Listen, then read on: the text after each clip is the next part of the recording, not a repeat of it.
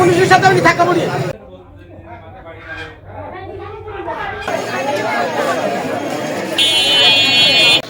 বন্ধ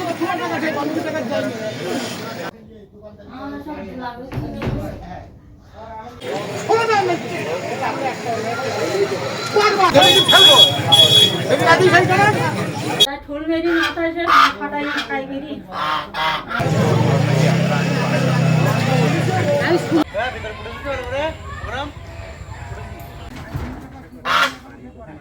কখন আসে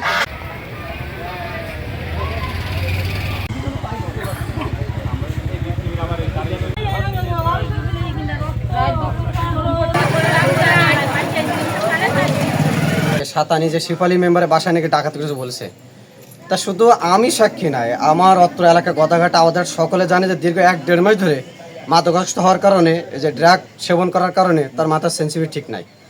সে এতটাই মাদকাসক্ত পাগল হয়ে গেছে এক প্রকার, যে বাসায় ঘর বাড়ি ধরাই দিচ্ছে, প্রমাণ আছে ভাঙচুর, এই যে ঘর বাড়ি ও ভাঙচুর করতেছে, ওর মাদক নিয়ে দিলে এগুলো করে। আজ ভাই করি, আজ আবার ওই করি, আজ গাধা নেই, গাধার ব্যবসা করতে কিচ্ছু না বলো, দাদাকে এসে ফিরে যায়, দাদাকে আমার বাড়ি আসে, কি জন্য আসে? আমার স্বামী মোরা পর্যন্ত আমার ভিটি কোনো দাদকা পুলিশ আসেনি, আর এখন আমার পোতার জন্যই আমার গোলা তোড়াই ধরতে এসে দাদকা। আমি হলো ভাঙচুর করে মাথায় কি আসে, যখন আসে তখন ভালো কয়, আর যখন না আসে তখন ওইরাম এ করে, লোকে কি খাবাই ওর ইয়ে করে ফেলে, পাগল করে ফেলেছে। ওই যে পরশুদিন ওই কথা কইছে, এবারে এসে মহিলা মেম্বার এসে এবারে ওর নিয়ে গেছে, ওর নিয়ে গেছে, ওর নিয়ে গিয়ে এবারে সবার আমার নাই শুনতে সাতক্ষীরাই নিয়ে গে, এবার শুনলাম বাবা হলে ভাদড়াই নিয়ে যাইছে ওর বাসায়, এবার সাতক্ষীরাই নিয়ে গেছে।